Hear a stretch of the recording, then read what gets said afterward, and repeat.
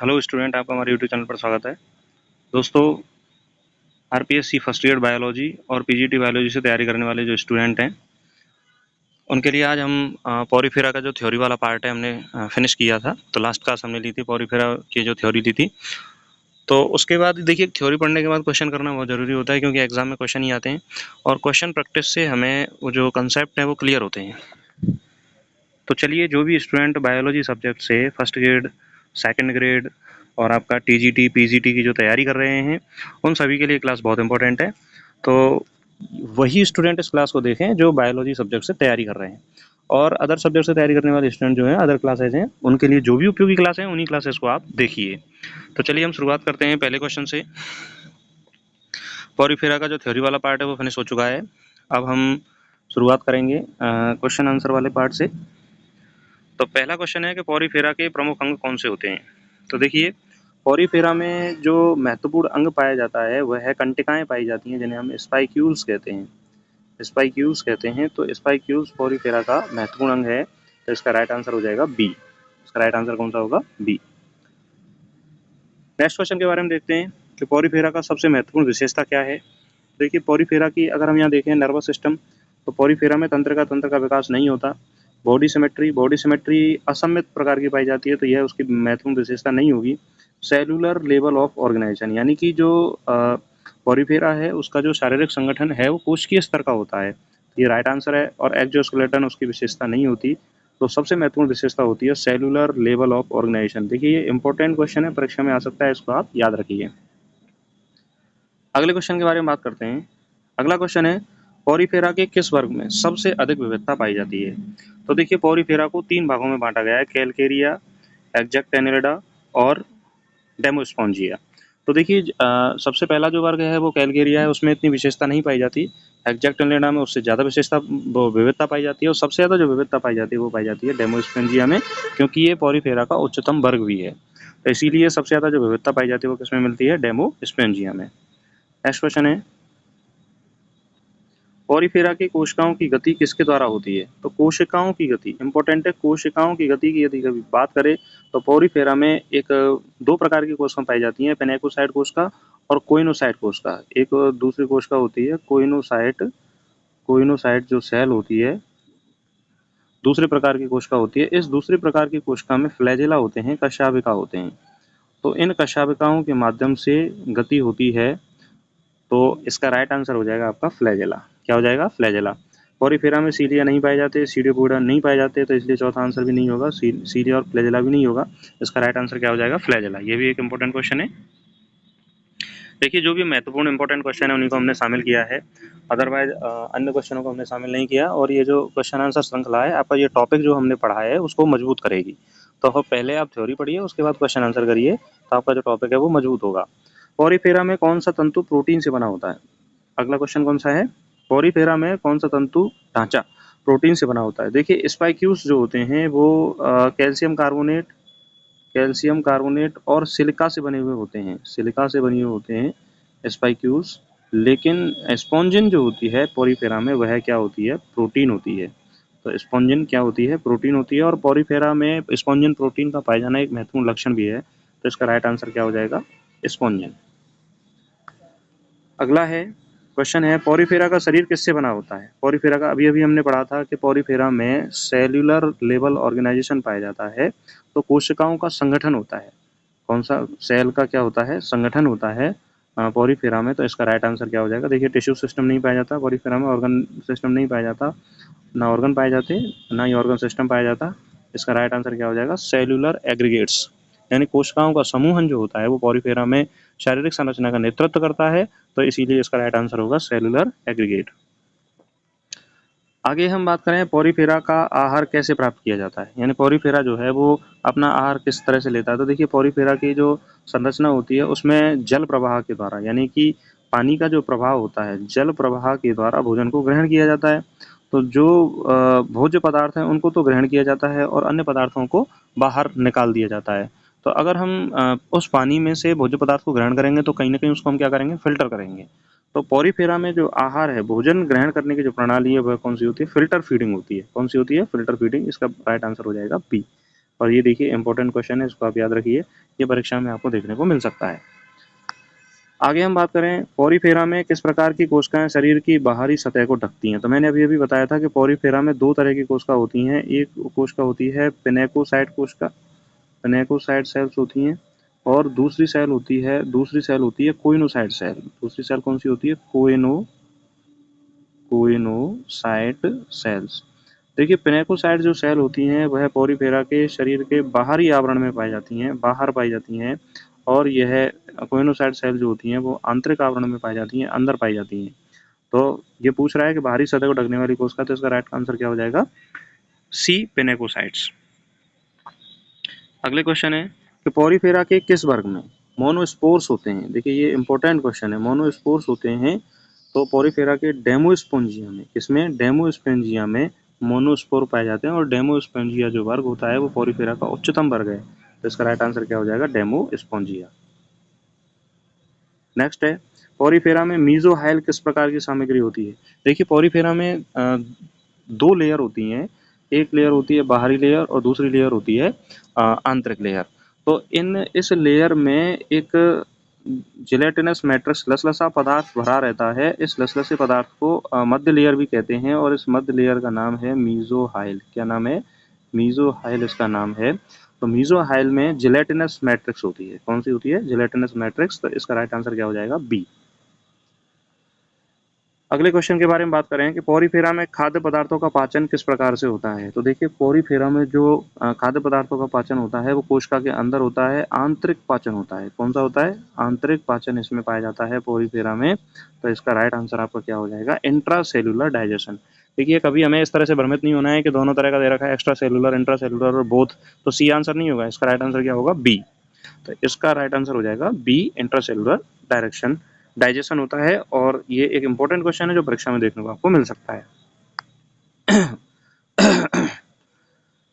आगे हम बात करें पोरीफेरा के किस अंग के माध्यम से स्पंज के अंदर पानी का प्रवाह होता है। तो देखिए पिनेकोसाइट जो सेल होती हैं यह बाहरी आवरण का कार्य करती हैं, और कोइनोसाइट जो सेल होती हैं वह पानी के प्रवाह को दिशा प्रदान करती हैं। यानी पानी के प्रवाह जो है, वाटर का जो प्रवाह है उसको क्या प्रदान करती हैं? दिशा प्रदान करती हैं। और इन्हीं कोइनोसाइट सेल्स में क्या पाए जाते हैं? फ्लैजेला पाए जाते हैं। तो इसका राइट आंसर हो जाएगा डी। राइट आंसर क्या होगा? डी। नेक्स्ट हम बात करें कि पोरीफेरा की किस श्रेणी के स्पंज केवल समुद्री होते हैं। तो देखिए अगर इस तरह का क्वेश्चन आए कि किस श्रेणी के स्पंज केवल समुद्री होते हैं, तो जो उच्चतम पोरीफेरा जो प्राणी होते हैं वो समुद्री होते हैं। तो इसका राइट आंसर क्या हो जाएगा? डेमोस्पोंजिया। इसका राइट आंसर होगा डेमोस्पोंजिया। नेक्स्ट क्वेश्चन के बारे में बात करें कि पोरीफेरा में किस प्रकार की कोशिकाएं खाद्य पदार्थों को पचाने का कार्य करती हैं। तो देखिए खाद्य पदार्थों को पचाने की वाली जो कोशिकाएं होती हैं वह होती हैं अमीबोसाइट कोशिका। कौन सी होती हैं? अमीबोसाइट सेल्स होती हैं, और ये अमीबोसाइट सेल्स भोजन को पचाने का क्या करती हैं? कार्य करती हैं। देखिए अगर हम सभी सेलों के बारे में बात करें, यहाँ से बहुत मोस्ट इंपोर्टेंट क्वेश्चन है, ये सब समझ लीजिए कि कोइनोसाइट सेल जो है वो जल के प्रवाह को दिशा प्रदान करने का कार्य करती है फ्लैजेला के माध्यम से। पिनेकोसाइट जो कोशिका है वह बाहरी आवरण प्रदान करती है सुरक्षा के लिए, और अमीबोसाइट सेल्स जो होती हैं वो भोजन को पचाने का कार्य करती हैं, और स्क्लेरोसाइट कोशिकाएं इसमें पोरीफेरा में नहीं पाई जाती। आगे हम बात करें पोरीफेरा में ऑक्सीजन और कार्बन डाइऑक्साइड का आदान प्रदान किस प्रक्रिया द्वारा होता है। देखिए ऑक्सीजन को पोरीफेरा में ग्रहण किया जाता है, और कार्बन डाइऑक्साइड को बाहर निकाला जाता है। तो हमने पढ़ा था थ्योरी में कि पोरीफेरा में कोई भी श्वसन अंग नहीं पाया जाता, तो शरीर की सतह से ही जो ऑक्सीजन और कार्बन डाइऑक्साइड का आदान प्रदान किया जाता है। तो जब कभी भी शरीर की सतह से ऑक्सीजन कार्बन डाइऑक्साइड का आदान प्रदान किया जाएगा तो वह विसरण प्रक्रिया के माध्यम से होगा।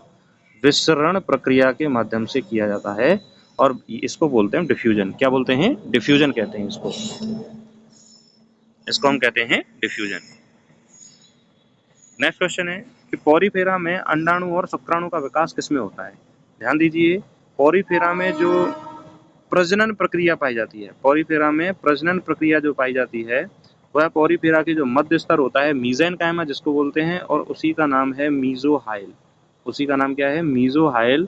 इस मीजोहाइल में ही प्रजनन प्रक्रिया होती है, अंडाणु और शुक्राणु का विकास होता है। तो इसका राइट आंसर हो जाएगा आपका मीजोहाइल। क्या हो जाएगा? मीजोहाइल। और जो मीजोहाइल है वो जो बाहरी लेयर है और आंतरिक लेयर है उसके बीच में जो जिलेटिनस पदार्थ होता है उसको हम क्या बोलते हैं, मीजोहाइल कहते हैं।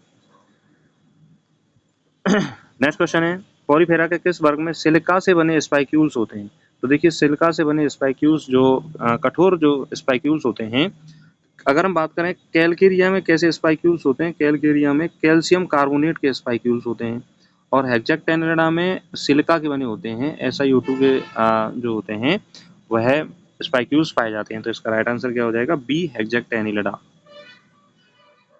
आगे हम बात करें कि पॉरीफेरा का विकासात्मक स्तर किस तरह का है, तो पॉरीफेरा जो है वो प्रारंभिक जो जंतु संघ है, तो इसका जो जाहिर सी बात है विकासात्मक स्तर कोशिकीय स्तर का होगा, तो आंसर क्या हो जाएगा, सी सेलुलर लेवल। आंसर क्या होगा, सी। आगे हम बात करें पॉरीफेरा में कौन सी कोशिकाएं श्लेष्मा और भोजन पकड़ने का कार्य करती हैं। इंपॉर्टेंट क्वेश्चन है, बहुत ज्यादा इंपॉर्टेंट क्वेश्चन है। भोजन पकाने का कार्य करती है अमीबोसाइट कोशिका, यानी भोजन का पाचन करती है अमीबोसाइट कोशिका, लेकिन भोजन को पकड़ने का कार्य करती है कोइनोसाइट कोशिका और पेनेकोसाइट कोशिका जो होती हैं वो बाहरी आवरण बनाती हैं सुरक्षा की दृष्टि से, और स्क्लेरोसाइट कोशिका इसमें पाई नहीं जाती। तो इसका राइट आंसर क्या होगा, कोइनोसाइट कोशिका। देखिए क्वेश्चन में ये विविधता देख लेना कि भाई वो पूछ क्या रहा है, कि भोजन का पाचन पूछ रहा है या भोजन को पकड़ने वाली कोशिकाओं के बारे में पूछ रहा है। तो पकड़ने वाली कोशिका जो होती है वो होती है कोइनोसाइट कोशिका।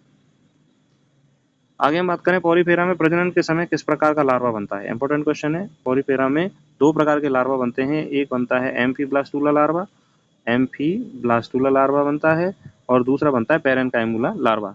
तो प्रजनन के समय जो बनने वाला जो लार्वा होता है वह होता है पैरेन्काइमुला लार्वा। तो इसका राइट आंसर क्या हो जाएगा, इसका राइट आंसर होगा सी। इसका राइट आंसर क्या हो जाएगा, सी। आगे हम बात करें, देखिए इंपॉर्टेंट क्वेश्चन है कि पॉरीफेरा में पानी के संचालन का सही क्रम क्या होता है। देखिए सबसे पहले छोटे छिद्र जो होते हैं ऑस्टिया उसमें पानी प्रवेश करता है, फिर उसके बाद स्पॉन्जोसील में प्रवेश करता है, और ऑस्कुलम के माध्यम से पॉरीफेरा में जो पानी होता है उसको बाहर निकाल दिया जाता है। तो इसका राइट आंसर आपका होगा ऑस्टिया, स्पॉन्जोसील और ऑस्कुलम। आगे हम बात करें पॉरीफेरा में जल परिवहन का कार्य किसके द्वारा किया जाता है। तो पॉरीफेरा का विशिष्ट लक्षण है water canal system. Water canal system Porifera का विशिष्ट लक्षण है, तो यही जल परिवहन का कार्य करता है। तो ये इंपॉर्टेंट क्वेश्चन है। सर्कुलेटरी सिस्टम इसका विशिष्ट लक्षण नहीं है, वाटर कैनाल इसका विशिष्ट लक्षण है, नर्वस सिस्टम इसका विशिष्ट लक्षण नहीं है, डाइजेस्टिव सिस्टम इसका विशिष्ट लक्षण नहीं है। तो आंसर क्या हो जाएगा, B water canal system. Next question है, पॉरीफेरा में ताजे पानी में पाई जाने वाली मुख्य प्रजाति कौन सी है। तो स्पॉन्जिला को फ्रेश वाटर स्पंज भी कहा जाता है। तो इसका राइट आंसर क्या हो जाएगा, स्पॉन्जिला। नेक्स्ट क्वेश्चन है, पॉरीफेरा में पुनर्योजन क्षमता किस कारण से होती है। पॉरीफेरा में रीजनरेशन जो प्रोसेस है वो कोशिका की टोटीपोटेंसी पुनर्शक्तता के कारण होती है। तो सेलुलर टोटीपोटेंसी के कारण होती है। ये मोस्ट इंपोर्टेंट क्वेश्चन है परीक्षा की दृष्टि से, आप इसको याद रखें।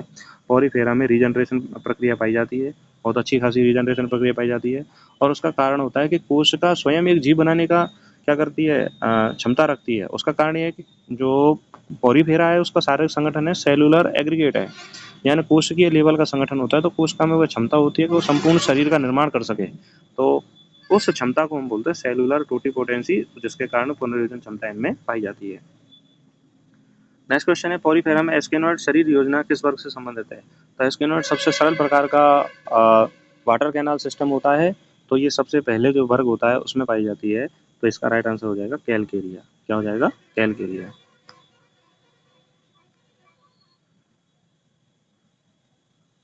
तो इस तरह से दोस्तों हमने जो पॉलीफेरा के जो 25 जो इम्पोर्टेंट क्वेश्चन है, जिनके माध्यम से आप टॉपिक को अच्छी तरह से रिवाइज कर सकते हो, और टॉपिक में स्ट्रॉन्गेस्ट कैसे आ सकती है, किस तरह के क्वेश्चन पॉलीफेरा से संबंधित बनते हैं, इन सभी के बारे में आप चर्चा कर सकते हो। तो आशा करता हूँ कि आपको पॉलीफेरा वाला जो टॉपिक है वो समझ में आया होगा।